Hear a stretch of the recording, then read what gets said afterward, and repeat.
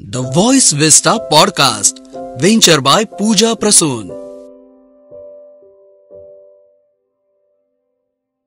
The Voice Vista proudly presents Candid Podcast Super 11, Uncut म्हणजेच unedited super 11 season 2 मध्ये आपलं स्वागत आहे. या पॉडकास्ट मध्ये माजी शिक्षण सहसंचालक श्री नितीनजी उपासनी नाशिक मधील दिग्गजांसोबत नाशिकच्या विकासाविषयी चर्चा करतायत. आजचे आपले गेस्ट आहेत नाशिक महानगरपालिकेचे माजी उपमहापौर Shri Gurmeetji Bagga. The role of civic governance, urban planning and local leadership in building a better, more sustainable future for the city या विषयावर आज चर्चा होणार आहे. So let's dive in the podcast. नमस्कार, पुन्हा एकदा भेटीला आलो. नितीन उपासनी. मला असं वाटतं की पहिल्या सीझनचा तुमचा मिळालेला प्रतिसाद पाहता या प्रतिसादातल्या तुम्ही अपेक्षा ज्या व्यक्त केल्या होत्या त्या अपेक्षांना पर्सनॅलिटी शोधताना, नवीन विषय शोधताना, नवीन कन्सेप्ट शोधताना एका वेगळ्या वळणावरती दुसऱ्या सीझन मध्ये गाडी आली.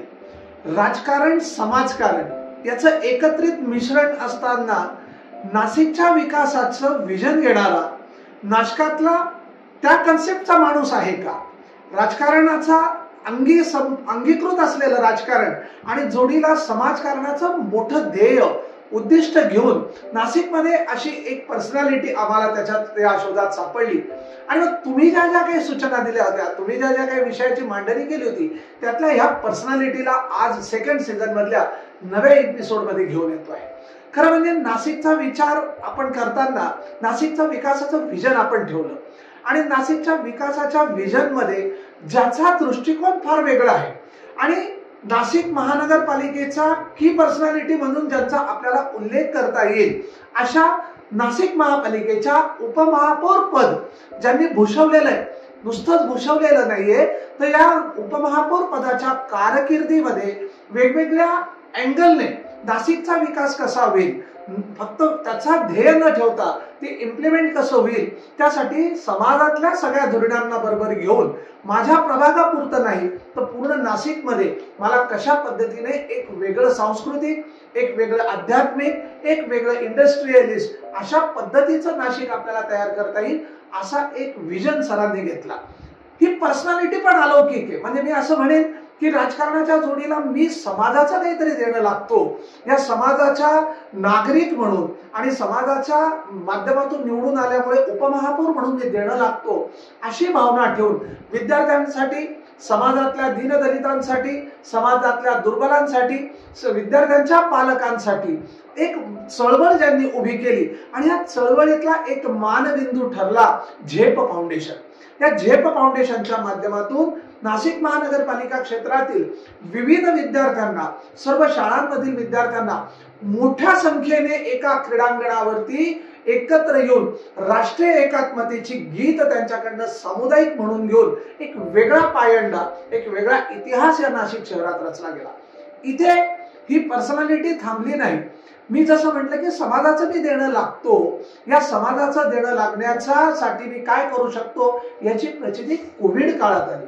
कोविडच्या काळामध्ये एक नाही, दोन नाही, हजारो लोकांना अन्नदानासारखं पुण्याचं काम केलं की ज्या काळामध्ये यांना घरामध्ये धान्य नव्हतं, परंतु घरामध्ये अन्न डायरेक्ट शिजवलेलं अन्न पोहोचवण्याचं आणि त्या कुटुंबांची, त्या कुटुंबातल्या सदस्यांची भूक भागवण्याचं एक मोठं कार्य, एक मोठी चेन त्या काळात उभी केली गेली. एवढंच नाही, आज गंगा घाटावरती असू देत, पंचवटी सारख्या एरियात असू देत, नाशिक मधल्या ज्या छोट्या छोट्या पॉकेटमध्ये जे छोटे छोटे व्यापारी आहेत की ज्यांना बँका कर्ज देऊ शकणार नाही पण त्यांचे संसार उभे करायला आर्थिक ताकद लागेल, जनसेवा बँकेच्या माध्यमातून या छोट्या छोट्या लोकांना कर्ज देऊन त्यांचे धंदे, त्यांचे बिझनेस, त्यांचे उद्योग हे उभे करण्याचं श्रेय या आजच्या पर्सनॅलिटीला आहे. मला असं वाटतं की या सगळ्या परिचयातनं नक्कीच आपल्याला लक्षात आलं असेल पर्सनॅलिटी कोण. या नाशिक महानगरपालिकेचं उपमहापौर पद ज्यांनी भूषवलेलं आहे, राजकारणामध्ये ज्यांनी स्वतःच एक अपक्ष असतानाही स्वतःचा एक दबदबा निर्माण केला आहे. समाजकारणामध्ये अशा वेगवेगळ्या अँगलने आपली स्वतःची एक इमेज केलेली आहे. आणि मग अशा या सगळ्या माध्यमातून हा सगळा वारसा पुढे नेताना ज्यांना मनस्वी एक उत्साह येतो, अशा आज उत्साही व्यक्तिमत्वाला आपण भेटत आहोत. यांचं नाव आहे आदरणीय गुरमीतजी बग्गा, नाशिक महानगरपालिकेचे उपमहापौर, पंचवटीतलं एक प्रतिथयश व्यक्तिमत्व, नाशिक शहरातलं सगळ्यात नावाजलेलं, वेगवेगळ्या क्षेत्रातलं नावाजलेलं व्यक्तिमत्व. मी आदरणीय बग्गा साहेबांचं या ठिकाणी स्वागत करतो, त्यांना निमंत्रित करतो आपल्या व्हॉइस विस्टा पॉडकास्ट ज्या उद्यापासूनच्या आपल्या कोलॅबरेशन मध्ये आपण हे व्हॉइस विस्टा पॉडकास्ट करतोय. आज एक नवीन पर्सनॅलिटी घेऊन मी तुमच्याकडे येतोय. पुन्हा एकदा बग्गा साहेब आपलं स्वागत. सर, खरं म्हणजे तुमचा माझा परिचय मोठा आहे. आपण राजकारणाच्या जोडीला सगळ्यात मेन म्हणजे समाजकारण खूप मोठ्या याच्याने सांभाळतात. मला असं वाटतं की हा वारसा आपल्याला घरून तर नक्कीच मिळालेला, पण राजकारणात तुम्ही एक स्वतःची एक चांगली इमेज केली. ह्या तरुणपणापासूनच्या राजकारणाकडच्या चळवळीला आपण कसे वळाला? नाही, आम्ही जेव्हा कॉलेजला आलो तेव्हा प्राध्यापक ललित समनोत्र हे आमचे प्राध्यापक होते आणि त्यांनी आम्हाला या चळवळीत ओढून नेलं. मग विलास लोणारे असतील, त्याच्यात सूर्यकांत राहकर असतील प्राध्यापक आपल्याला आहे, या तिघांमुळे मग आम्ही युवक चळवळ, विद्यार्थी चळवळीत आलो आणि नंतर युवक चळवळी. त्यांनी मग नंतर राजकारणात कसे आलो हे आम्हालाही कळलं. पण तुम्ही राजकारणामध्ये एक स्वतःच अभ्यासू व्यक्तिमत्व म्हणून, म्हणजे मला आठवतं की आपला प्रत्येक विषयातला जो अभ्यास होता हा नाशिकच्या विचार आणि विकासासाठी होता. या नाशिक शहराचं भलं कसं होईल, प्रत्येक स्कीम मध्ये नाशिकचं फायनान्शियली प्रॉफिट कसं होईल, आपली आर्थिक तरतूद जी असताना तिच्यात बचत कशी होईल, असे छान विजन तुम्ही ठेवलं होतं. हा प्रवास तुमचा थोडा एक्सप्लेन. नाही, त्याला प्रश्न असा की जन्मानं नाशिककर असल्यामुळे या भूमीवर प्रेम असणं हे नितांत म्हणजे ते आलं. आणि जरी जन्मानं मी एखाद्या धर्मात असलो तरी फेटा बांधलेला मराठी माणूस ही माझी ओळख आहे. त्यामुळे या भूमीवरचं प्रेम आहे. आणि व्यापार उद्योगात थोडीशी गती असल्यामुळे मग वाया जाणारा पैसा याच्याबद्दल मन कायम एकदम पेटून उठतं की हा पैसा सामान्य माणसाचा असताना, तो टॅक्स रुपी असताना तो वाया घालवावा.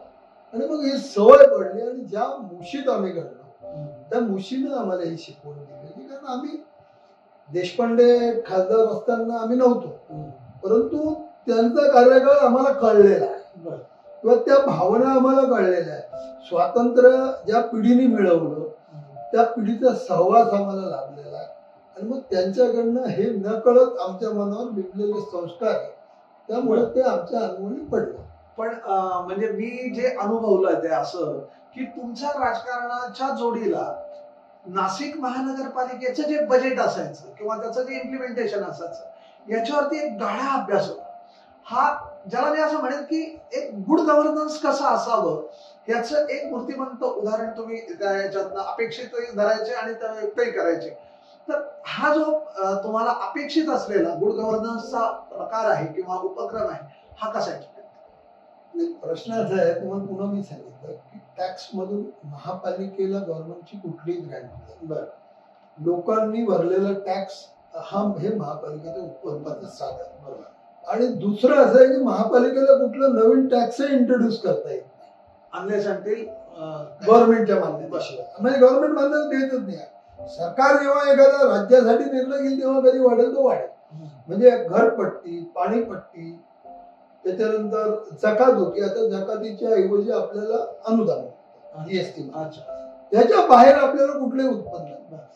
मग येणारा एक एक रुपया जर वाचून आपण शहरात लावला तर शहराचा विकास करू. आता दुसरं असं आहे की जकात जेव्हा होती तेव्हा आपली 22% वाढ होती ऍव्हरेज उत्पन्नाची दरवर्षी. कारण त्या दोन गोष्टी होती, एक तर रेट वाढल्यामुळे आणि एक तर नाशिकची ग्रोथ हायएस्ट असल्यामुळे, कन्झम्पशन वाढल्यामुळे ही होती. आता सरकारने आपल्याला 8% सीमित करून ठेवलं. त्याच्यामुळे इतका मोठा जे आपल्याला फायनान्शियली लॉस आहे. आणि पॉप्युलेशन तर आपली रोज वाढते कारण आपल्याकडे मुबलक पाणी आहे, आपल्याकडे सुंदर हवा आहे, आपल्याकडे लॉ अँड ऑर्डर चांगलं आहे. म्हणून आजूबाजूच्या जिल्ह्यातले लोक नाशिकला राहायला आहेत. बर. आणि मग त्यांना सुविधा देताना, मूलभूत सुविधा देताना नाशिक महापालिकेची दमछाक होते. अशा वेळेस त्या बजेटवर काटेकोर लक्ष देऊन जर तो रुपया लोकांसाठी खर्च झाला तर याच्यातल्या बऱ्याच अंशी आपण लोकांना चांगल्या पद्धतीने देऊ शकू.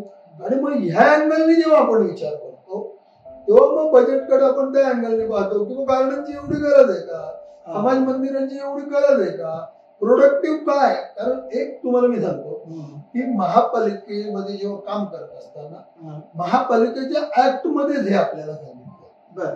महापालिकेच्या ऍक्ट मध्ये 2 रिस्पॉन्सिबिलिटीज आपल्याला दिल्या आहेत. एक शॅल डू आणि एक विल डू. म्हणजे एक केलीच पाहिजे आणि एक करता येईल. आता केलीच पाहिजे ह्याच्यात काय आहे की सार्वजनिक दिवाबत्ती, सार्वजनिक आरोग्य, रस्ते, शिक्षण, पाणी. आणि करता येईल काय मग उद्यान, कारंजी. परंतु आता जर आपण महापालिकेच्या बजेटचं विश्लेषण केलं तर जे केलं पाहिजे त्याच्यावर आपला कमी खर्च आहे आणि जे करता येईल त्याच्यावर जास्त खर्च आहे. याला अनेक कारण आहे. त्याला अनेक कारण आहे. म्हणजे मला वाटतं की मी रस्ता केला, मी चांगले आरोग्य सेवक दिल्यावर माझं नाव नाही होणार. मी उत्तम गार्डन केलं तर माझं नाव होईल. आता कारंजी वाजवले तर कारंजीला काय एस्टिमेट नसतं, मग त्यात 2 पैसे कोणाला मिळतात का असाही विषय निघतो. या अनेक कंगोर आहेत. मी असं कोणावर आरोप नाही करत, पण अनेक कंगोर. आणि म्हणून मध्ये एकदा रतलाम महापालिकेच्या मध्ये मध्य प्रदेश हायकोर्टाने एकदा एक निर्णय दिला होता, तो खरा भारतानं स्वीकारला पाहिजे होता की तुमच्या बजेट मधले 80% पैसे हे मूलभूत कामावरच खर्च झाले. म्हणजे आज दुर्दैव असं आहे, तुम्हाला मी सांगतो, गव्हर्नन्सच्या जेव्हा आपण गप्पा मारतो तेव्हा दुर्दैव असं आहे की आमची बेसिक जबाबदारी शहर स्वच्छ ठेवणं ती आम्ही कॉन्ट्रॅक्टनी दुसऱ्याकडे दिली आहे. आणि बस चालवणं ही आमची बेसिक जबाबदारी नाहीये. आम्हाला चालवता येऊ शकते ती आम्ही चालवतो. म्हणजे आमचं काम सोडून आम्ही दुसऱ्याची कामं करतो आणि आमचं काम लोकांना, it is not a good काम. हे गुड नाही, अजिबात नाही. आता प्रत्येक गोष्ट तुम्ही जर आउटसोर्सिंग वर जेव्हा देतात तेव्हा ते सुद्धा गुड गव्हर्नन्स नाही. गुड गव्हर्नन्सला एक नियम असा आहे की कुठल्याही इंडस्ट्रीमध्ये तुम्ही गेले, कुठल्या म्हणजे इकॉनॉमिकल, तर एखादा प्रोजेक्ट जेव्हा करतात तेव्हा त्याच्या इतके टक्के हे स्टॉकवर खर्च झालेच पाहिजे. त्याशिवाय गव्हर्नन्स चांगलं उभं राहू शकत. बरोबर. म्हणजे जो कामगार काम करेल, जो अधिकारी काम करेल, तो जर मानसिकरित्या स्वस्थ नसेल, त्याचं जर पोट भरलेलं नसेल, त्याचं जर हे नसेल तर तो गव्हर्नन्स घेऊ शकत नाही. गव्हर्नन्स चांगला असावा हा निर्णय आम्ही घेऊ शकतो, पण गव्हर्नन्स देणारा कोण आहे? तो अधिकारी आहे, तो कर्मचारी आहे. त्याचं पोट जेव्हा भरलेलं असेल तेव्हाच तो देऊ शकेल. आणि आज आउटसोर्सिंगच्या माध्यमातून शहरातली गुंडगिरी आम्ही वाढवली. हो, 100%. या शहरात जेव्हा जकातीचं खाजगीकरण झालं त्यानंतर या शहरातली गुंडगिरी बोकाळली. त्या दिवशी या आउटसोर्सिंग मध्ये कोण येते आम्हाला माहित नाही. जेव्हा तो एखादा माणूस जेव्हा महापालिकेच्या सेवेत लागतो तेव्हा तो त्याला माहिती आहे की माझं जीवन आहे, माझं आता इथं मी उभा राहील. तो न कळत जर तो थोडासा कुठं त्याच्याकडनं गुन्हे घडले असतील तर तो सुधारतो. आउटसोर्सिंग मध्ये त्याला पैसेच मिळत. आउटसोर्सिंग मध्ये महापालिका जेव्हा 25,000 त्या कॉन्ट्रॅक्टरच्या हातात देईल, त्या कर्मचाऱ्याच्या हातात 12,000 पडतात. जगूच शकत नाही. मग त्याला दुसरी धंदी करावीच लागते. आणि म्हणून आमचं म्हणणं आहे, आज महापालिकेच्या पटलावर म्हणजे महापालिका एकही माणूस स्वतः भरू शकत नाही. बरोबर. महापालिकेला गव्हर्नमेंटकडनं परिशिष्ट मंजूर करावं. आज 6,000चं परिशिष्ट जुनं मंजूर असताना फक्त 3500 कर्मचारी येतात. 2,500 शॉर्ट आणि 2,500 आम्ही आउटसोर्सिंग मध्ये घेतो आहे. त्यांची कसं आम्ही गव्हर्नन्स देणार? आम्ही देऊ शकतो. आणि त्यामुळे जे आता बोंब चाललेली आहे त्याचं कारण मुळात ते. आणि म्हणून कर्मचाऱ्यांचा हिताचा निर्णय, कर्मचाऱ्याकडे जेव्हा पोटभर मिळेल तेव्हा तुम्ही त्याच्याकडनं चांगलं बघतो. पण मग असं आपल्याला तुम्ही जसं म्हटलं हे तुम्ही मला आठवतं की तुम्ही असा कुठलाही प्रश्न पोटतिडकीने मांडतात, जसं आता तुम्ही म्हणतात गुड गव्हर्नन्सचा. पण मग असे तुमच्या काळामध्ये म्हणजे ऍज अ डेप्युटी मेयर असताना, उपमहापौर असताना, कारण तुमची वाटचाल नगरसेवकाकडनं स्वतःच्या हिमतीवरती तुमचा प्रवास आहे हा सगळा. उपमहापौर असताना असे कुठल्या योजना ज्या इम्प्लिमेंट तुमच्या स्वप्नात होत्या ज्या इम्प्लिमेंट झाल्या त्याचा सक्सेस रेशो छान आहे? आता मी तुम्हाला सिंपल मगाचाच विषय कंटिन्यू होतो त्या काळात. महापालिकेकडे कामगार कल्याण निधी नावाचा एक प्रकार हो. आणि त्याच्यात कर्मचाऱ्याचे एवढे पिशी कापायचे 100 रुपये महिना आणि महापालिकेचे 100. आता ती इतकं कालवाई आहे, जेव्हा ती निघाली होती तेव्हा ती आधुनिक योजना होती. किंवा एकदा जीवनात तुम्हाला 50,000 रुपये आरोग्याला मिळतील एकदा, बरोबर. त्यावेळी क्रांतिकारी होती, आज ती क्रांतिकारी नाही. मग आम्ही म्हटलं हे नको ना या योजना. मग मी त्यावेळेस पुढाकार घेऊन कर्मचाऱ्यांना हेल्थचा विमा दिला. अच्छा, आरोग्य विमा. आणि कंपनीशी बार्गेन करू, ते म्हणजे प्रायव्हेट कंपनी नाही, गव्हर्नमेंट कंपनी. कारण त्याच्यामध्ये आरोप नको की याच्यात इतके पैसे नाही. गव्हर्नमेंट न्यू इंडियाकडे केला होता. आणि तेव्हा तो, त्याची बायको आणि त्याची 2 मुलं, आणि सर्वांना एकच वय काही असो एकच हप्ता. कारण एवढं बल्क काम. कारण याच्यात हेल्थ विमा आरोग्य विमामध्ये काय होतं, जेवढं वय वाढत असेल तेवढा त्याचा इन्शुरन्स प्रीमियम असतो. आम्ही म्हटलं आम्ही तुम्हाला 5,000 रुपयाचं काम देतो, तुम्हाला असं करता येणार एकच. तुम्हाला चेष्टा वाटेल, आपलं खोटं वाटेल की 2,000 रुपयाला आम्ही तेव्हा तो पर कर्मचारी विमा केला. त्यानंतर अशी परिस्थिती आली, त्या वर्षी जवळपास 4 कोटीचे क्लेम लोकांची मंजूर झाली. हे कोणाचं कानाचं दुखणं होतं, 1 लाखापर्यंत कोणाचं कानाचं दुखणं होतं. बरं, तिथं काही गव्हर्नमेंटचं असल्यामुळे आणि इन्शुरन्स कंपनी हे असल्यामुळे खोटं काहीच नव्हतं. कर्मचारी प्रचंड खुश होते. पण नंतर ती योजना नाही चालू शकली. कारण नंतर त्या, मी कोणावर आरोप करत नाही, पण नंतर त्या आलेल्या लोकांना प्रायव्हेट माणसाला काम कसं द्यायचं हे त्याचे काय इंटरेस्ट, मग त्याची ती गेलं 6,000 7,000. मग आयुक्तांनी तो केलाच नाही. तर हा एक बाब. शिवस्ताच्या बाबतीत आम्ही जे काम केलं तुम्हाला सांगतो, हा तो गव्हर्नन्स महत्वाचा. काय आम्ही जेव्हा शिवस्ताचं पाहिलं की त्याच्या आधीचा शिवस्त जो होता म्हणजे 2002चा, त्यावेळेस तुम्हाला आठवत असेल की सरदार लोकांच्या घरी लोक मिली होती गर्दी. मग त्यावेळेस आम्ही भांडण करून एक मोठं आव्हान आमच्याकडे उभं होतं की 3 रस्ते जुनी आहेत, तिथे लोक घरं पाडायला हात लावू देत. बरोबर, जुने वाडे. मग तिथं करायचं काय? मग आम्ही रस्ता बदलायचा. पण त्या काळात आम्ही साधू महांतांना विश्वासात घेतलं. मुख्यमंत्री फडणवीस साहेब त्यांना परिस्थिती समजली आणि ते चाणाक्ष होते. त्यांनी जेव्हा पाहिलं त्यांना पटलं आणि आम्ही तेव्हा दोन्ही मार्ग बनवले. एक मार्ग आम्ही जेव्हा तिथनं आणला तो मोकळा होता. दुसरा आम्ही पंचवटीतनं जो वरती त्या कपालेश्वरनं जाण्याच्या ऐवजी डिग्लेची जी वाचनालय तिथून काढल्यामुळे सिंहस्थ सुटसुटीत झालं. दुसरा प्रश्न होता की आपल्याकडे तपोवनात जे आपण कॅम्प लावू साधुग्राम, त्या साधुग्राम मधली संख्या पूर्ण त्या 1.5-2 महिन्यात जवळपास 20 ते 22-25 लाख लोकांची असते. ते ध्यानात आलं की 25 लाख लोक राहतात, यांचे भंडार आहेत. पण या 25 लाखापैकी 10 लाख लोक त्यांचं जेवण असतं. पण येणाऱ्या 15 लाख लोकांचं काय? हे इतर रेस्टॉरंट जरी उघडले तरी ते एवढं अन्न देऊ शकत. बरं, माणूस कसं पोट भरलेलं असलं तर झोपेल वाळूवर त्याला काही भरत नाही, पण पोट भरलेलं नसेल तर तो दंगल करू शकतो. मग त्यावेळेस आम्ही एक आधुनिक प्रयोग केला होता आणि देशभरातल्या ज्यांना या कॉमन किचनचं कळतं किंवा ज्यांचं काम आहे, मग स्वामीनारायण असेल, आपलं ते आमच्या पंचवटीत आहे ते आपले जलाराम बाप्पा ट्रस्ट असतील, गुजरातची, मग गुरुद्वारेच असतील, त्याच्यानंतर आपले हे हरे राम हरे कृष्ण असेल, इस्कॉन यांना जेव्हा बोलवलं आणि त्यांना जेव्हा जागा दिल्या, त्यांनी तुम्हाला खोटं वाटेल उपासनेचा रोज 10 लाख लोकांना ते जेवण देत होते.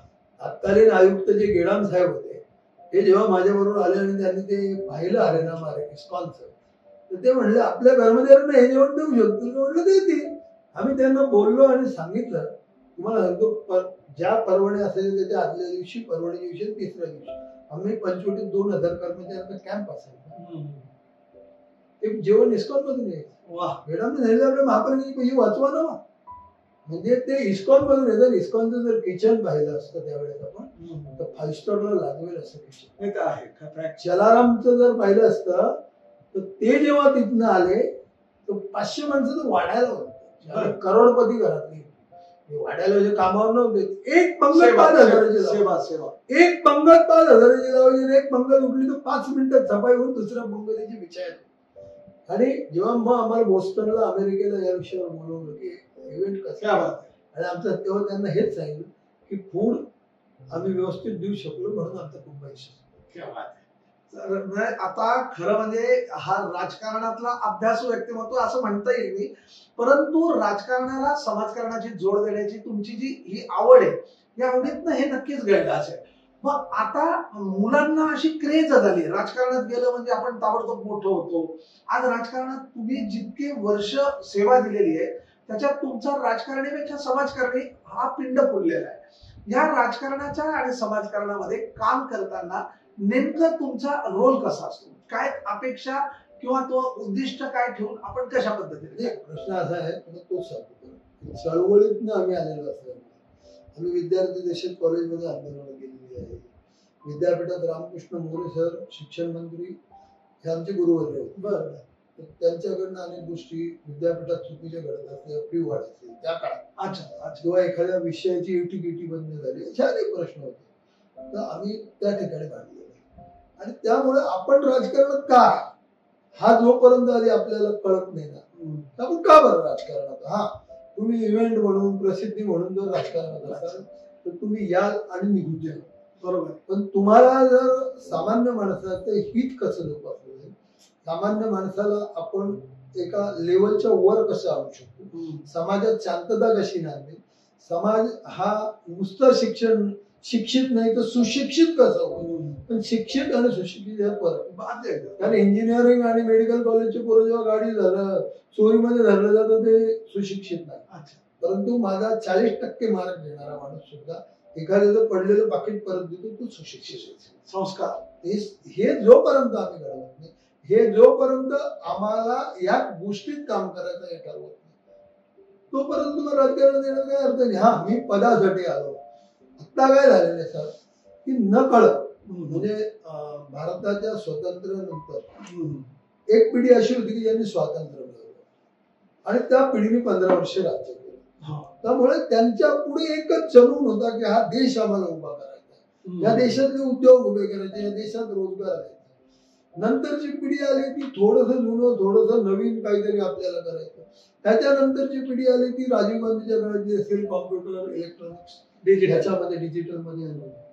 आजची पिढी जी आली आहे ना, तिला थोडा इतका कमर्शियल वास आलेला आहे, म्हणजे कुठल्या पक्षावर जात नाही, काही अर्थ लावून, म्हणजे राजीव गांधीच्या नंतरच साधा किंवा मला पैसे कसे राजकारणात, मग माझ्या हाती राडवतो घड्याळ कसं असेल, माझ्या अंगातले कपडे ब्रँडेड कसे असतील, मग माझ्याकडे वाहन कसं उत्तम असेल. कारण आजही मी जेव्हा स्कूटरवर फिरतो, कारण माझा भागच जुन्या भागात, तेव्हा लोक मला विचारतात तुम्ही नगरसेवक स्कूटरवर फिरता, म्हणजे नगरसेवक गाडीवर फिरलं पाहिजे. वाहन हे लोकांसाठी की लोक हे वाहनासाठी मला नाही कळलं, परंतु लोकांच्या सुद्धा आता बघण्याचा दृष्टी त्यात आहे. आणि मग त्यामुळे हे सर्व आता लोकमान्य टिळकांनी जे सार्वजनिक उद्योग, आपलं सार्वजनिक उत्सव चालू केले ते लोकांमध्ये एकी आणि क्रांती आणण्यासाठी, पण आज त्याचा इतकं काही विडंबन झालेलं आहे की लोकांना सार्वजनिक उत्सव आवाज वर्गण्या, त्याची कॅपॅसिटीने 5-5 मंडळ, गल्लीत 4-4 मंडळ, ही कुठंतरी बंद केलं पाहिजे. आता शिक्षणाच्या बाबतीत आपण बोलतो, मगाशी आपला विषय झाला की सरकार गव्हर्नन्स देतं म्हणजे काय करते की जेव्हा आपण, तुम्हाला आठवतो आणि मला आठवतो की फ्रान्सिस स्कूलमध्ये एक क्वालिफाईड मुख्याध्यापिका जेलमध्ये जाते फीच्या लफड्यात. आता मुख्याध्यापिका फीचा काय संबंध, परंतु हे शिक्षण चालक त्याच्याकडनं करून सरकार यात कमी पडते. का बरं सरकार, आता काही शाळांमध्ये फी जर 4 लाख 5 लाख 7 लाख आणि काही शाळांमध्ये बेंचेस नाही बसायला, सरकार ते चुकीचं आहे. म्हणजे हा गव्हर्नन्स नाही आहे. माझं म्हणणं, का बरं तुम्ही फीवर सिलिंग लावत नाही आणि याच्यावर फ्री असेल, फी लावायची असेल तर त्यातले अर्धे पैसे सरकारला जमा करा, या मुलांवर खर्च करा. असा काहीतरी जोपर्यंत क्रांतिकारी निर्णय घेत नाही ना, तोपर्यंत समाजात बदल होईल. तुम्ही आता म्हणजे शिक्षण ह्या विभागाकडे आलात. शिक्षणामध्ये तुम्ही उपमहापौर असताना मला आठवतं की पालकांची समस्या सोडवायला तुमची प्रायोरिटी होती आणि ह्या प्रायोरिटी मध्ये ती फी वाढ असेल, शाळेचं असहकार्य असेल, शाळेचा त्याच्यातला असहभाग असेल, यामध्ये तुम्ही खूप कॉन्सन्ट्रेट करून काम केलं. पण अशी एखादी स्पेसिफाईड, जशी आता आपण म्हटली की एका शाळेच्या पालकांचं आंदोलन आणि त्या शाळेच्या मुख्याध्यापकावरती त्याचा झालेला दुर्गामी परिणाम हा जो झाला, पण मला असं आठवतं की त्या काळामध्ये स्थानिक स्वराज्य संस्थेच्या म्हणजे महापालिकेच्या शाळा ह्या पण काहीतरी वेगळ्या व्हाव्या असे उपक्रम तुम्ही प्रायोजित म्हणजे नियोजित केले होते. अशा उपक्रमाबद्दल नाही सर, म्हणजे त्या बाबतीत माझ्यापेक्षा अनुभव तुमचा जास्त आहे. तुम्ही तिथं प्रशासन अधिकारी म्हणून काम केलं. महापालिकेच्या शाळांमध्ये प्रॉब्लेम असा आहे की जशी आर्थिक परिस्थिती माणसाची सुधारते तो महापालिकेच्या शाळेमधून विद्यार्थी काढतो. म्हणजे महापालिकेच्या शाळा ह्या फक्त आणि फक्त ज्यांना आर्थिक परवडत नाही त्यांच्यासाठी त्याचा एक समज आहे. आणि कुठल्याही विद्यार्थ्याला घडवताना 4 घटकांची महत्वाची. एक संस्था म्हणजे शाळा, एक शाळा चालवणारं व्यवस्थापन, आणि मग गुरुजन आले, शिक्षक, विद्यार्थी आणि त्याचे पालक. आता महापालिकेच्या शाळांमधले जे विद्यार्थी आहे ना, तिथं पालक हा प्रकार त्याला शिक्षणात महत्वच नाही. त्याला जर आपला मुलगा शाळेत जाण्यापेक्षा एखाद्या चहाच्या गाडीवर कप धरायला गेला 50 रुपये आणले तर त्याला त्यात जास्त आलं. म्हणजे ती कारचं झालेला रिक्षा. आणि मग शिक्षकांनी किती जीव तोडून शिकवलं तरी त्याची उजळणी होत नाही. म्हणजे मी शिक्षकांना स्वीकारत होतो प्रॅक्टिकल, आणि मग उजळणी होत नाही. तोही म्हणतो 2 पाटा टाका ना, आपलं काही इथं उपयोग नाही, बरोबर. आणि मग दुसरं कारण म्हणजे विविध संघटना. शिक्षकांना एखादी संघटना त्याच्या रास्त मागण्यासाठी असणं गरजेचं, परंतु या विविध संघटना झाल्यामुळे शिक्षकांमध्ये येणारं राजकारण, तो प्रशासन अधिकारी कोण बसवावा, अगदी बरोबर, कोण नसावा, इथपर्यंत त्याची मदत केली. अगदी बरोबर. मी प्रॅक्टिकल सांगतो, मी एक शिक्षक संघटना झाला म्हणून मी बरोबर आहे. आणि मग हा सर्वच लवाजमा. बरं, येणार जे काही महापालिकेच्या स्कूल बोर्डवरचं मंडळ, त्याला त्या विद्यार्थ्यांच्या शिक्षणापेक्षा कपड्यातलं कमिशन, बुटातलं कमिशन ह्याच्यामधलं इंटरेस्ट वाढला. अच्छा. आणि मग दुर्दैवानं तिथं न प्रशासन राहिलं. मग तू एकटा येणार सरकारी प्रशासन अधिकारी, तो तरी काय करणार? मग तो म्हणतो चल भाऊ मी 2 पाट्या टाकतो निघून जातो. माणूस शिद्दीनं काम केव्हा करतो की माझ्या आजूबाजूला तुम्ही आहात, तुमची मला साथ मिळाली, तुम्ही अजून पळेल, उत्साह वाढेल, बरोबर आहे. आणि दुसरं काय आहे की प्रशासन अधिकारी सुद्धा असा येतो, म्हणजे मी सर्वांच्या बाबतीत म्हणत नाही, की मग जेव्हा गव्हर्नमेंटला नको आहे तिथं तो टाकून देतो, किंवा ज्याची रिटायरमेंट झालेली आहे. म्हणजे तो एक जर केडर प्रशासन अधिकाऱ्यांचा केला आणि जर त्याचा एक वेगळा केडर करून जर महाराष्ट्राचं केलं, तुम्हाला हरदेव शाळा सुरू. म्हणजे नुसतं तेवढंच नाही, मग विद्यार्थ्यांच्या घरी जाऊन त्या पालकांची जनजागृती याच्यावर घडतच नाही ना. म्हणजे बरोबर पटपटता आणि नोंदणीवर एवढंच नाही. महापालिकेच्याही ज्या चांगल्या योजना आहे की आम्ही घंटा गाडी लावू, आम्ही हे लावू, कचरा टाकू नका हे शिकवण्यासाठी आमचा जो काही नाही ना. पूर्वी नागरी शास्त्र विषय होता तुमच्या आणि माझ्या काळात. आज तो विषय नाही. आज पुन्हा नागरी शास्त्राचा विषय तयार करण्याची गरज आहे. आणि ते आत्ताचे विषय बदलले पाहिजे. रस्त्यावर कचरा टाकू नका, पाण्याचा नळ मोकळा सोडू नका, छोट्या छोट्या गोष्टी केल्या तरी गुडगावून नसते, बरोबर आहे. आणि मग अशा वेळेस ह्या विद्यार्थ्यांवर आपण लक्ष दिलंच पाहिजे, कारण हे सोडवायला नको. परंतु दिवसेंदिवस पटावरची संख्या कमी होत चालली आहे आणि तरी होत चालली आहे. आता म्हणजे पूर्वी महापालिकेच्या शाळेत सर्व मिळून लोक म्हणजे मध्यमवर्गीय असायचे, आता एकदम लो क्लास हा फक्त महापालिकेत राहिला आहे. मग याला काहीतरी ड्राफ्टिक निर्णय घेऊन गव्हर्नमेंटला बदल करावा लागेल, सेमी इंग्लिश करावं लागेल.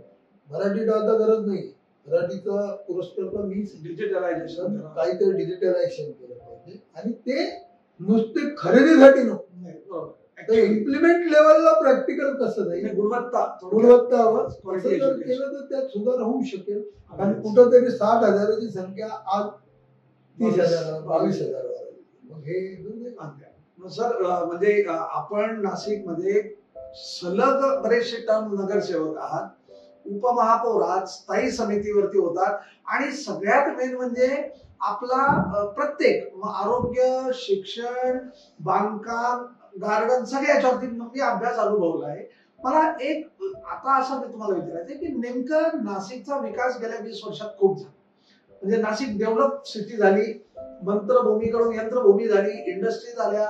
तुमच्या स्वप्नात नाशिकच्या विकासामध्ये असं काय असावं की अजून या विकासाचा वेग वाढेल?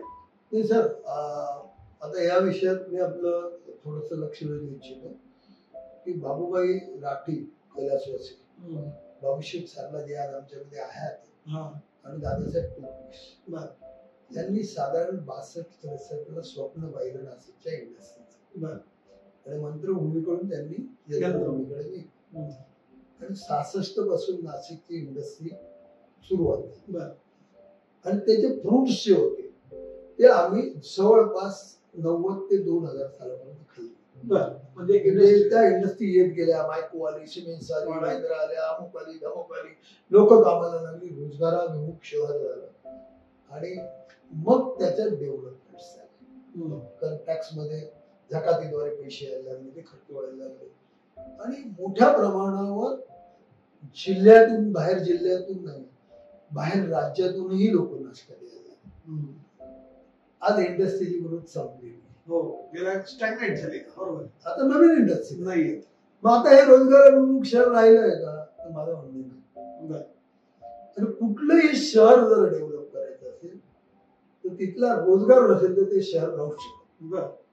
काय मग आता काय पोटेन्शियल्स आहेत याच्यावर विचार झाला. मग आता एक काय होतं, आपल्याकडे एक जसा रोड क्रॉस केला एका मशीन की सर्व मशीन रोड क्रॉस केला. मग आता काय पुढं का बरं डेव्हलप झालं तर कॉम्प्युटर. आपण म्हणतो computer computer computer, IT sector. आपण नाही होऊ शकत कॉम्प्युटर, कारण देशभराचा जर अभ्यास केला तर गुडगाव, पुणे, हैदराबाद आणि बँगलोर 4 शहर कॉम्प्युटर. दिल्लीमध्ये सुद्धा. बरोबर, अगदी बरोबर. आता पुण्याला कॉम्प्युटरची जी ग्रोथ आहे ती नाशिकला इमिजिएट होईल हे तर अजिबात सोडून देतं. कारण काय होतं, जिथं आहे तिथं तो 5 किलोमीटर पुढे जातो तो कंपनीला, कारण तिथलं इन्फ्रास्ट्रक्चर त्याला रेडी आहे, तिथलं सर्व रेडी आहे. मग आपण कुठे जाणार आहे, तर आम्ही मध्ये एक याच्यावर परिसंवाद घेतला होता, त्याच्यावर काम होणं गरजेचं आहे की आपल्याजवळ उत्तम किल्ले जुने आहेत. बरोबर. रामशेत आहेत, मागणी तुम्ही आहे. आपल्याकडे उत्तम फ्लॉरिकल्चर, आपल्याकडे उत्तम फ्रुट्स आहे, ऍग्रिकल्चर म्हणजे ऍग्रिकल्चर, आपल्याकडे उत्तम डॅम्स आहेत. बरोबर. आपल्याकडे आध्यात्मिक सेंटरच्या मोठ्या जागा आहेत, धार्मिक आपल्याला रामायणापासूनची परंपरा आहे, सिंहस्थ आपल्याकडे होतो. मग टुरिझम सिटी म्हणून आपण डेव्हलप होऊ शकतो का, हा विचार आपण जर केला तर त्याचं उत्तर सर्वांगाने होईल. आणि टुरिझम मध्ये जो जीडीपी आहे तो 1:9. तो म्हणजे पानवाल्याला येतो, त्या पेट्रोलवाल्याला येतो, त्या रिक्षावाल्याला येतो, बसवाल्याला येतो, हॉटेलवाल्याला येतो, जेवायला. मग तुम्ही एक सुला जेव्हा फेस्ट घ्यायची तर सुला फेस्ट मध्ये 60 कोटीचा धंदा व्हायचा. बरोबर. मग आम्ही असं एक मध्ये मॅकेन्जी कंपनीला द्यायचं आमचं चाललेलं होतं, ते थांबलंय पण पुन्हा आम्ही करणार आहोत. आमचं म्हणणं आहे की नाशकामध्ये 40,000 कुटुंब रोज यावी असं पोटेन्शियल तयार रोज. 40,000 कुटुंब जर रोज आली, म्हणजे 40,000 माणसं, नॉट कुटुंब, सॉरी मी बोलायचं, तर 1 लाख माणसं रोज नाशकात येतील. म्हणजे 3 दिवस जर ते नाशकात 1 लाख माणसातून एकाचा खर्च जर 700 रुपये जरी झाला तर 70 कोटी रुपयाचा रोज टर्नओव्हर वाढू शकतो. मग त्यासाठी काय केलं पाहिजे, किल्ल्यांची डागडुजी असेल. सरकारनं जर आम्हाला 10,000 5,000 कोटी दिले तर त्यानंतर आम्ही सरकारकडे पैसे मागणार नाही. आमचे डॅम्स आहे तर वॉटर स्पोर्ट्स होती. म्हणजे मी काय म्हणतो, 20,000 40,000 माणसं कशी येतील, मी येईल, माझे आई वडील येतील, माझी मुलं येतील. माझे आई वडील जातील धार्मिक ठिकाणी, मी आणि माझी बायको द्राक्ष पाहू, वायरी पाहू, आणि माझी पोरं जातील स्पोर्ट्सला, तिथं वॉटर स्पोर्ट्स असतील किंवा इतर स्पोर्ट्स असतील याला. मग आम्ही 3 दिवस जर राहिलो, पण टुरिझम म्हणून खूप मोठं पोटेन्शियल आम्हाला. मग त्या टुरिझम मध्ये काय धंदे होता, उद्या उपास समजा तुम्ही रिटायर झाले, तुम्हाला गव्हर्नमेंटने 40 लाख रुपये रिटायरमेंट केली, तुम्ही काय म्हणता मी 40 लाख आज कुठे इन्व्हेस्ट करू किंवा माझे घर कसं झाले, बरं घर भाड्याने घेऊन काही भाडं मिळत नाही. तुम्ही त्यावेळेला काय म्हणाल की मी एक 2 बेडरूम हॉल किचन घेईन आणि मी माझा पेईंग गेस्ट चालतो. बर. काय सर्व्हिस सर्व्हिस अपार्टमेंट हा इतका मोठा कन्सेप्ट आहे सध्या जगभर की एक कुटुंब आलं मी त्यांना 500 रुपयात रूम देईन, त्यांना जेवण देईल, हे देईल. ह्या कुठे उद्योग मिळाला. हो, तो इतका मोठा पोटेन्शियल आहे. मग आपण जे पोटेन्शियल आहे ते सोडून कॉम्प्युटर यावं, त्या कंपनीने यायला काय करू शकतो. नाशिकमध्ये 1995 साली 3 सेज तयार झाले होते कॉम्प्युटरसाठी. हो, कारण तेव्हा सेज मध्ये डबल FSI मिळायचा. हो. त्यांनी 40-50 लाख रुपये लावून ऍडव्हर्टाईज केल्या, पण दुर्दैवानं एकही कंपनी आली नाही. ही सत्य परिस्थिती आहे. तर टुरिझम सिटी म्हणून जर आम्ही डेव्हलप केलं तर आम्हाला उत्तम एकदम म्हणजे नाशिकच्या विकासामध्ये त्याचा एक मोठा उपयोग होईल. होऊ पण मग तुमच्या काळापासून तर आजपर्यंत नाशिकमध्ये रस्ते झाले, पण ते तुम्ही म्हणजे मी तुम्हाला जे ऐकलं ते हे पण आहे की तुम्ही ते आपलं रेन वॉटर स्टोमच्या याच्यामध्ये आपला अभ्यास चांगला होता. मग ह्या विकासामध्ये अजूनही तुमचे 2 विचार मी ऐकल्याचं मला चांगलं आठवतं. एक म्हणजे रामकुंडाचं कॉन्क्रिटीकरण जेव्हा झालं त्याला विरोध जो झाला. दुसरा रस्त्यांच्या मध्ये हा जो पावसाच्या पाण्याचं जे करण्याचा प्रयत्न झाला तो एक झाला. अशा वेगवेगळ्या विकासामध्ये नाशिकचा विकास भरकटला का? 100% भरकटला. याला मी काय म्हणतो, मला राज ठाकरे हे कुठल्या पक्षाचे त्याच्याशी त्याचा एक मला आवडलेलं तर राज ठाकरेंचं एक म्हणणं की जेव्हा तुम्ही डेव्हलपमेंटला जाता, कुठल्या शहराचा असेल, राज्याचा असेल, देशाचा, तेव्हा डेव्हलपमेंटचा एक प्लॅन तयार करून सर्व पक्ष आधी एकमत करून सत्तेवर कोणी येऊ त्याने त्या लेवलला त्याने राबवायचं. एकदम त्यात 19-20 बदल. आता गोदावरी नदी हा आम्हाला वरदान होतं, ते आज आम्हाला शाप करताय. आता गोदावरी नदी मुळात आपण गोदावरी नदीची परिस्थिती ध्यानात घेतली पाहिजे. किती वाहती नदी नाही, म्हणजे गंगा ही वाहती नदी आहे. बर, जे आपण ते लहानपणी वाचायचो की उन्हाळ्यात बर्फ वितळतो आणि पावसाळ्यात पाऊस येतो तर वारा. गोदावरी ही नाही. म्हणजे सुप्रीम कोर्टानं गोदावरीला अबलेचं उपमा दिलं. बर, गोदावरी फक्त 4 महिने वाहते. हो, पावसाळ्यात 8 महिन्याची स्टेग्नंट. हे सत्य जेव्हा तुम्ही कबूल केलं, पूर्वी काय व्हायचं की आपण आपलं पाणी पिण्याचं पंपिंग स्टेशनवरून उचलायचं, त्यामुळे आपल्याला पाणी सोडावं लागायचं. आता आपण थेट पाईपलाईननी डॅम मधून पाणी आणल्यामुळे पाणी सोडत, त्यामुळे ते गोदावरी डप्प झालं. मग गोदावरी डप्प झालं तर याला उपाय शोधला पाहिजे का आपण ते सोडून द्यायचं? उपाय शोधला पाहिजे. बरोबर. मग त्याला काय की तेच पाणी पुढे कलेक्ट करून प्युरिफाय करून पुन्हा सोडता येतं का, ते वाहतं ठेवता येतं का, करता येईल. जगामध्ये काही अशक्य नाही. आपण तिरुपतीला गेले, मी जगामध्ये जात नाही, तुम्ही तिरुपतीला जा, तो तलाव आहे, त्या तलावात मस्त मशीन लावून शुद्ध होतं. अमृतसरला गेले, गोल्डन टेम्पलच्या पुढचा जो तलाव आहे तिथं पाणी बदलायचं कारणच नाही ना, तिथं वाहतं पाणीच नाही. बरोबर. ते स्वच्छ कसं राहतं? काही नियमावली आखलेली आहे. तुम्हाला बाजूला फक्त अंगावर पाणी घ्यायचं, बाहेर पडायचं, ते पाणी घाण नाही करायचं. तिरुपतीला गेलं तिथं वॉटर फिल्टर उत्तम, पाण्याची शुद्धता. मग हे का नाही आपल्याला, का नाही? आणि नदीच्या आजूबाजूचं जे डेव्हलपमेंट अगदी अनंतरायी आहे. म्हणजे मी काय म्हणतो, गंगा गोदावरीचं मंदिर आमची एकदम श्रद्धास्थान आहे. हो, पण तुम्ही आता रोज तिथे वेगवेगळे मंदिर उभे करायला लागले, यालाही बंधन पण कॉन्क्रीटीकरणाचा सवाल आहे की खाली पाणी आहे का नाही आहे, कॉन्क्रीट काढावं की नाही.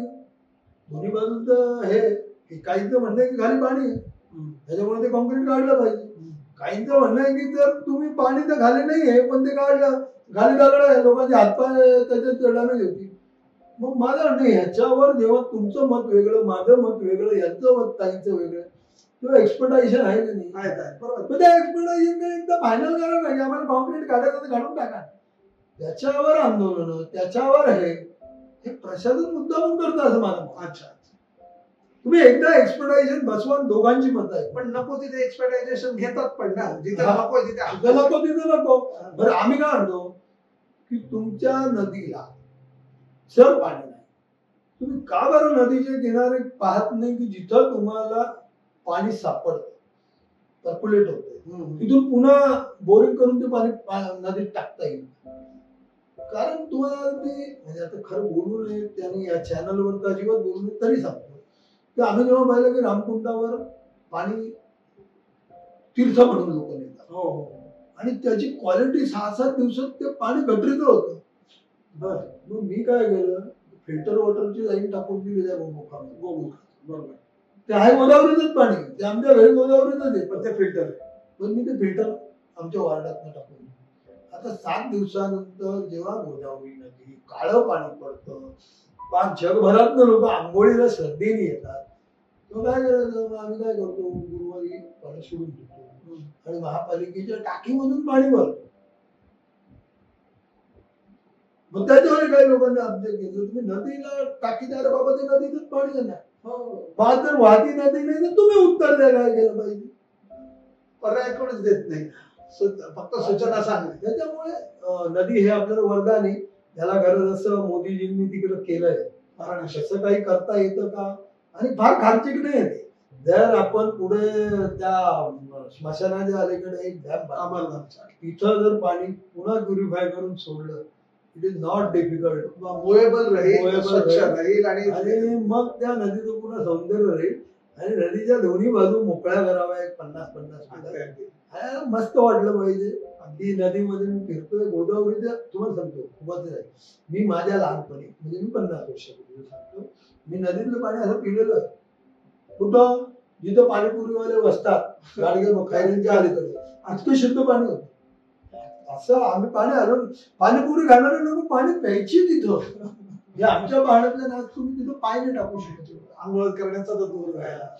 ह्या सगळ्या ह्याच्यात तुमची ती तळमळ पाहिजे ना की दोन गोष्टी लक्षात येतात की एखाद्या म्हणजे आता जसं तुम्ही गोदावरी उत्थानाचा एक विषय घेतला शहराच्या उत्थानाचा विचार केला मग राजकारणाच्या समाजकारणाच्या ह्याच्यात दोन गोष्टी महत्वाच्या आहेत. एक येते अकाउंटेबिलिटी की जी तुमची त्याची जबाबदारी आहे आणि दुसरी ट्रान्सपरन्सी.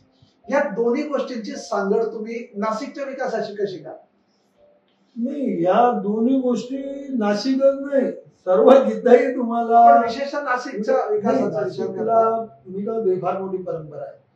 पहिला स्वशी गोविंदराव देशपांडे असतील त्याच्यानंतर दादासाहेब गायकवाड असतील मग आत्ताच्या काळातले अगदी आपल्याला दादा वडनगरे बंडोपंत जोशी शांताराम बापू पंडितराव खैरे सर्व आपल्याला हे ट्रान्सपरन्सी असलेले नेते होते. पारदर्शक म्हणजे काही नाही हे स्पष्ट तोंडावर बोलणार स्पष्ट सांगतो की त्या काळात राजकारणामधले खर्चही लिमिटेड होते.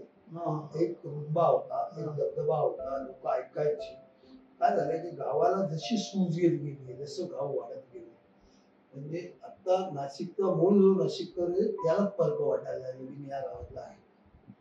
हे डेव्हलपमेंट आपण म्हणतो जी एकदम फास्ट वाढ झाली त्याचे दुष्परिणाम सूज आहे. पूर्वी कसं व्हायचं की मी शाळेतनं पेठे हायस्कूल मधून निघालो तर मला मिसळ खायला सुद्धा मी घाबरायचो की माझ्या घरी कोणी कळलं. अच्छा एवढी एकमेकाशी संबंध होतो. आता माझा मुलगा जर एखाद्या बार मध्ये असेल तरी मला कळणार. हे वाढलेल्या शहराचे जे काही दुष्परिणाम ते सुद्धा आपल्याला भोगावे लागतील आणि मग या शाळेत या शहरातलं कल्चर संपत गेलं. पूर्वी शाळेतून निघून घरी असतो 3 पाठशाळांचे मंत्राचे गाणं आज ती पाठशाळा दिसत नाही. बरं पूर्वी वसंत व्याख्यानमालेला बसायला 2-1.5 तास आधी असायचे. आता वसंत व्याख्यानमालेमध्ये 200-500 लोक राहतात. पूर्वी सार्वजनिक वाचनालयाच्या तिथं जर नाट्य स्पर्धा चालू झाली राज्य नाट्य स्पर्धा तर फुल व्हायचं जागा नव्हती त्या नाट्य स्पर्धेला. पूर्वी एखादा वक्ता आला कुठल्याही पक्षाचा असतो मग ते वाजपेयी असतील इंदिरा गांधी असतील की जयप्रकाश नारायण असतील लोक म्हणजे 6ची वेळ संध्याकाळी रात्री 11ला आले तर ते ग्राउंड फुल असायचं. आज तिथं पैसे देऊन लोक आणायला लागतात तर इलेक्ट्रॉनिक्सच्या माध्यमातून तुमच्याकडे रोज नेता तो जो एक संस्कार आहे तो कुठेतरी संपत चालला आणि मग मेकॅनिझम आपल्या शरीराचं अंगाचं मनाचं होत चाललं. ते आपण पाहिलं संपलं. हे चांगले चांगले वाईट आहे वाईट आहे आपण घरून प्रतिक्रिया देतो. आपण कुठेही नाही. पूर्वी एखादं आंदोलन गावात शिरलं तर लोक यायची विचारायची चुकीचं असलं तर कान धरायची. ते कोणी करत नाही किंवा चांगलं असेल तर समर्थन करायचं. त्यामुळे एक तर ट्रान्सपरन्सी पाहिजे आणि एक तुमच्या जो दूरदृष्टी पाहिजे. दूरदृष्टी ही मी म्हणून म्हणतो मगाशी राज ठाकरेंचं नाव घेऊन तुम्हाला एक प्लॅनिंग या शहराचं करता येईल की 10-20 वर्ष. पण मला काय म्हणणं आहे की राजकारणातल्याच माणसाला कळतं हे काढून टाकायला लागतं. आपण सर्व क्षेत्रातले माणसं घ्या ना, काही रिटायर्ड IAS अधिकारी असतील, रिटायर्ड अधिकारी असतील, शिक्षण क्षेत्रातले लोक असतील, बिल्डर क्षेत्र, सर्व बिल्डरचं वगैरे असं का बरं म्हणतो? काही आर्किटेक्ट असतील, काही कॉन्ट्रॅक्टर्स, याला भाग घ्यायचा आणि आपण आपलं एक मॅप बनवूया की 20 वर्ष ह्या दृष्टीनं काम करायचं. तो जेव्हा 90% लोकांकडे अप्रूव्ह केलं तर मग तोच मॅप कोणी महापौर असेल, कोणी स्टँडिंग कमिटी असेल, तोच राबवावा लागेल. त्याला चांगला विकास होते. फुटपाथ सुद्धा आपले मार्बलचे होते. पण मग अशा विकासाबरोबर ह्या येणाऱ्या समस्या नाही. आता मी म्हणून काय म्हणतो की याला पुन्हा एक अँगल घेतो की लोकदबाव असल्याशिवाय हे सुधारणार नाही. पुण्यामध्ये आजही आम्ही म्हणतो, पुण्याला आपण किती नाव ठेवा, आपण पुण्यापेक्षा श्रेष्ठ आहे म्हणा, पण पुणे हे प्रगल्भ आपल्यापेक्षा खूप आहे. आजही पुण्यावर तिथल्या नागरिकांचा दबाव आहे. माझं म्हणणं आहे की महासभेच्या जनरल सभेला येऊ द्या ना, नागरिक बसू द्या ना, ज्येष्ठ त्यांना आणून बसवा. तुमचा प्रतिनिधी काय बोलतोय, तो एखाद्या चुकीचं समर्थन करतोय का? हा जेव्हा प्रेक्षक गेल्याने 250 फुल होईल ना, किंवा ते लाईव्ह दिसेल ना, तो वेडो वाकडं करायला धाजवणार नाही. त्याला कळेल ना मी चुकलो आणि मला पाडून टाकणार आहे, तर मग आमचा लोकप्रतिनिधी फार हुशार आहे. त्याला जेव्हा कळेल ना लोकमत कुठे चाललेलं, तो त्या बाजूने कळेल. त्यामुळे लोकांचा अंकुश जे अण्णा हजारेंनी सांगितलं त्यांच्याकडनं इम्प्लिमेंट होऊ शकलं नाही. लोकांचा दबाव हेच उत्तर लोकशाहीमध्ये.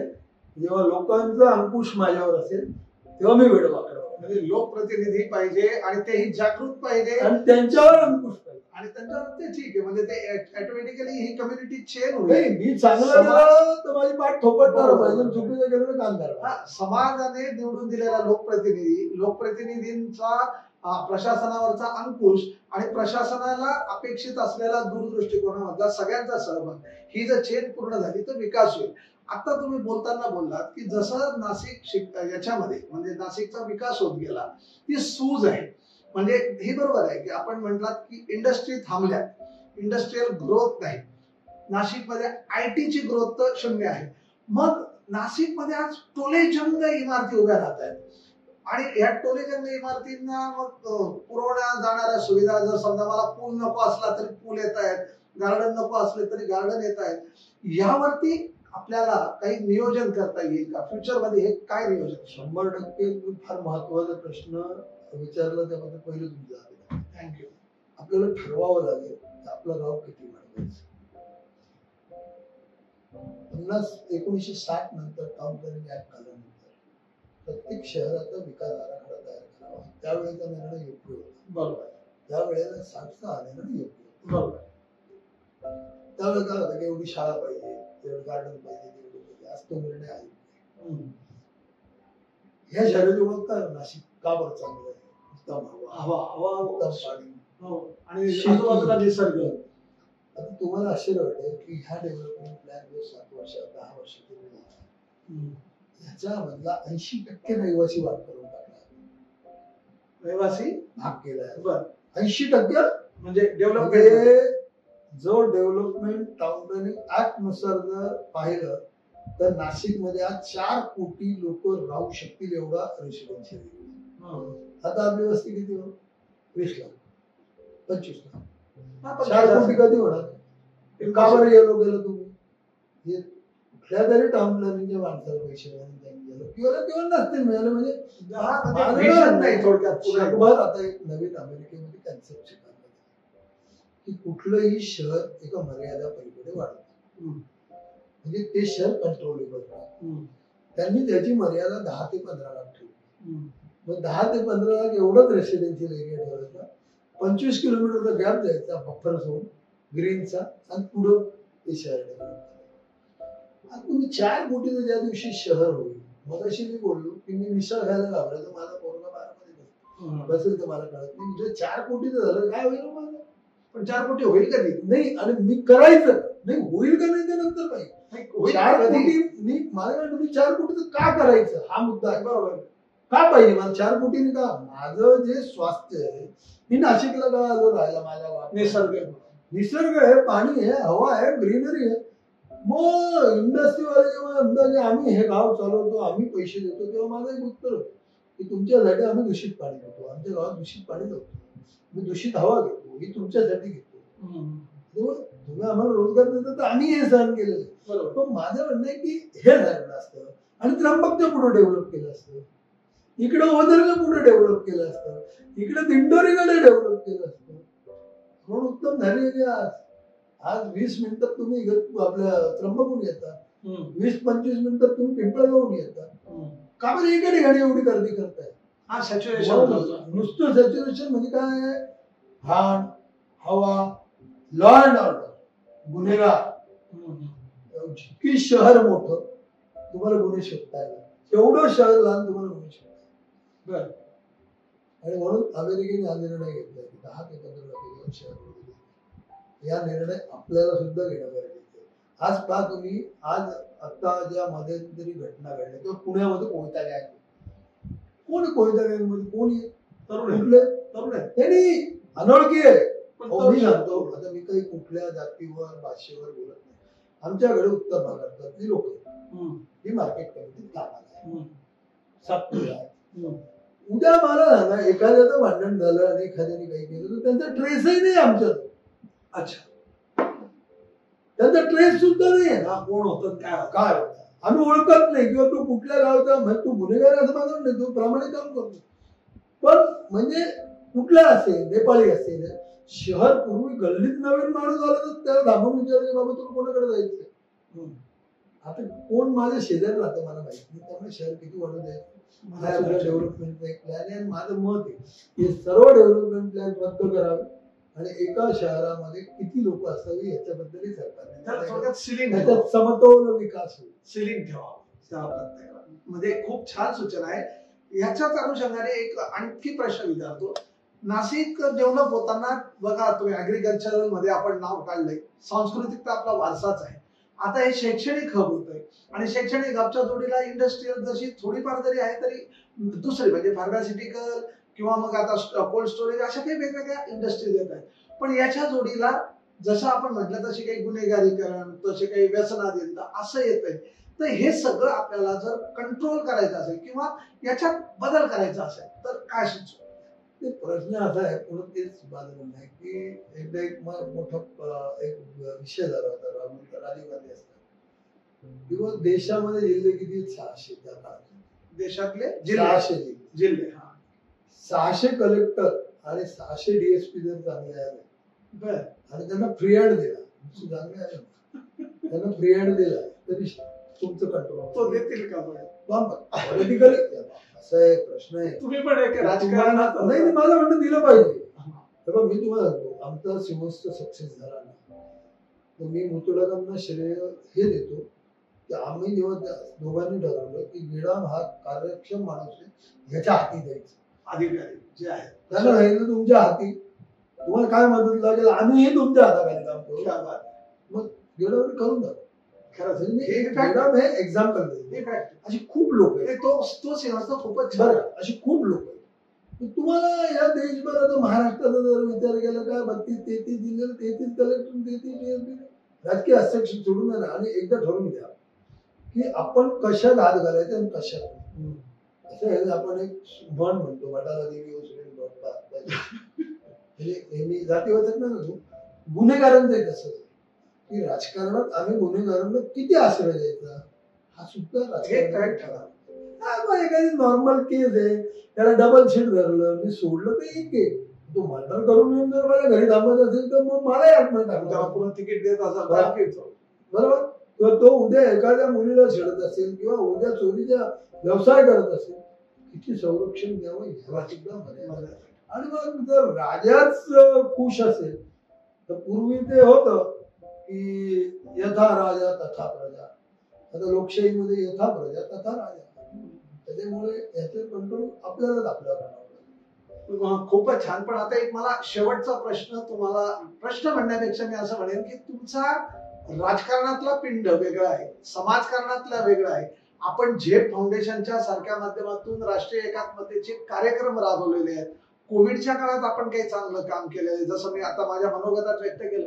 या सगळ्या याच्यातून नाशिक डेव्हलप होत आहे, नाशिकमध्ये विद्यार्थी डेव्हलप होत आहेत, ते शिक्षण घेत आहेत का आणखी काही वेगळ्या घटना घडतायत, या सगळ्या माध्यमातून मग तुमचा दुसरा एक प्रयत्न आहे की गंगा स्वच्छ राहावी, प्रदूषण कमी व्हावं.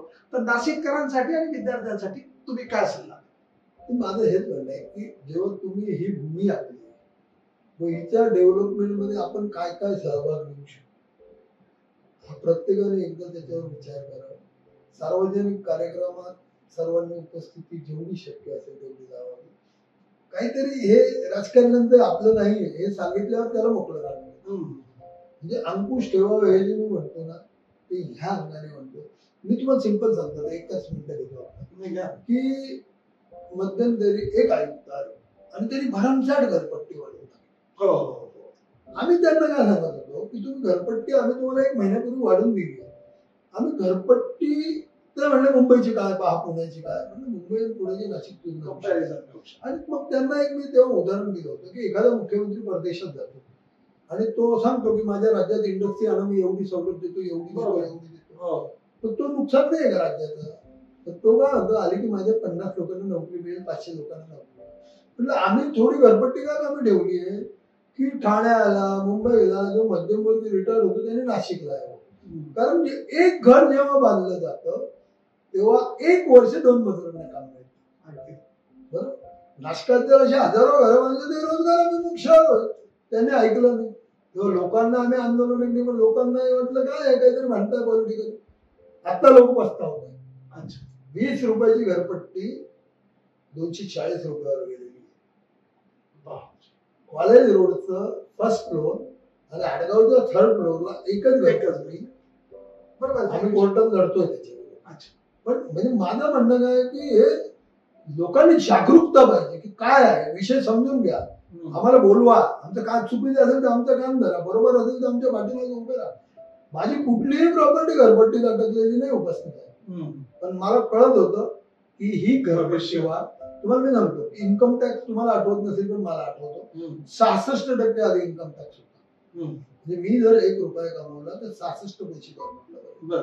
हळूहळू तो 30 पैशावर आला तर टॅक्स कमी नाही झाला, टॅक्स 25 पट झाला. 66 पैसे असताना 1 रुपया टॅक्स यायचा, आज 30% असताना 25 रुपये टॅक्स येतो. जेवढा टॅक्सचा दर कमी असेल तेवढे लोक मारतात, लोकांनी बरोबर.